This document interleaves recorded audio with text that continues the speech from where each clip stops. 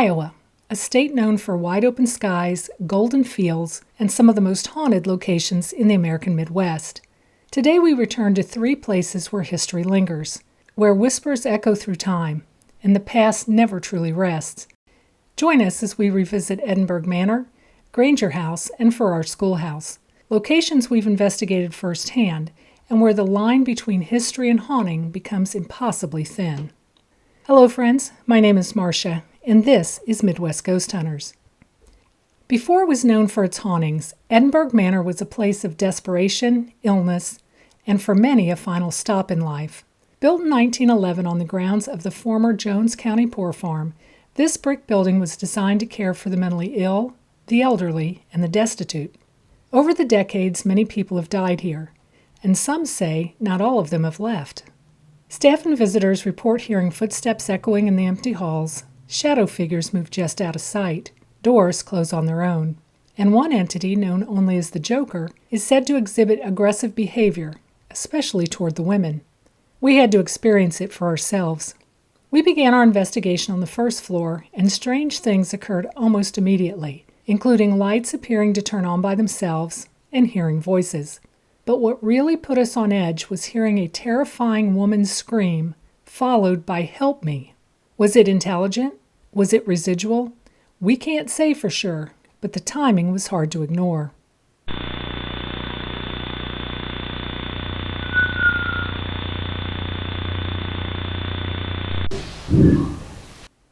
I've walked through countless haunted spaces, but this one left me uneasy, not afraid, but unsettled, like the unseen were watching us the entire time. Some believe the manor's spirits are echoes, the trapped energy of people who were neglected and forgotten. Others believe the spirits are very aware. As we packed up for the night, I couldn't shake the feeling that we were leaving something, or someone, behind.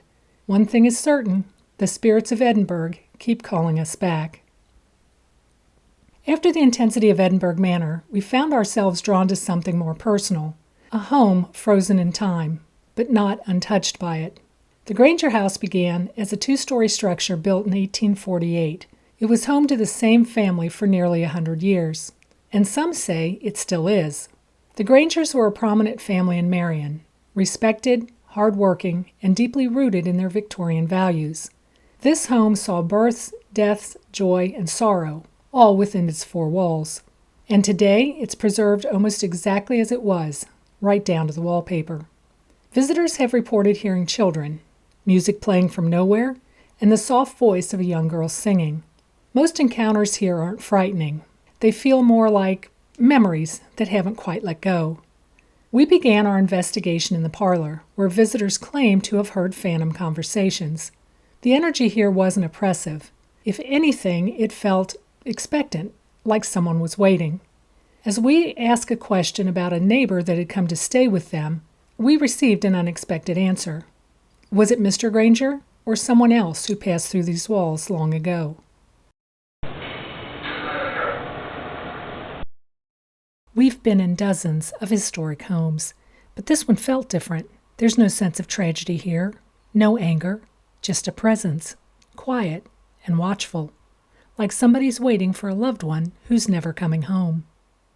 Some spirits aren't here to scare us. Some are just lingering, clinging to places that mattered. And in the Granger House, we felt that, a sort of spiritual fingerprint, lovingly preserved in each room. In the middle of an Iowa cornfield, far from the sound of traffic or the hum of towns, stands a school frozen in time. The laughter of children is long faded, but something else remains. This is the Farrar Schoolhouse, and even empty, it refuses to be silent. Built in 1921, the school once served hundreds of students in this rural community. It closed its door in 2002, but it didn't stay quiet for long. Shortly after, reports began surfacing, whispers in the halls, classroom doors slamming shut, phantom footsteps echoing after dark. Some say they've seen shadowy figures darting across the auditorium. Others describe feeling physically touched, brushed on the shoulder, tapped on the arm, when no one else is around. And then there are rooms that seem to breathe all on their own. We began our investigation, and immediately we felt it. That subtle shift in pressure, the kind that makes you stop and listen, not because you heard something, but because you didn't. In one of the second-floor classrooms, our 360 periscope and our motion light went off for no apparent reason. It wasn't threatening, but it did unnerve me just a bit.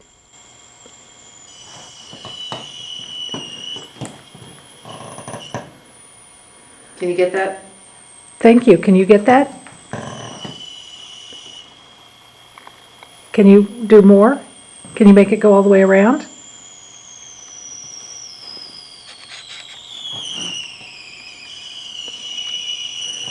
Thank you. Thank you so much. I've stood in countless empty buildings over the years, but Farrar didn't feel empty. It felt alive. The air carried weight, as though the building remembered every child that ever passed through. And maybe not all of them left. Some investigators believe this place holds residual energy, moments from the past replaying over and over. Others think something more intelligent may be present, watching and waiting. Whether it's echoes of old school days or something darker, Farrar keeps its secrets well. 3 locations, 3 different energies, but one thread connects them all, the lingering presence of the past. Whether through tragedy, love, or simple routine, some stories cling to the spaces where they happened. These aren't just haunted places, they're stories that refuse to be forgotten. Thank you for traveling through Iowa's haunted history with us.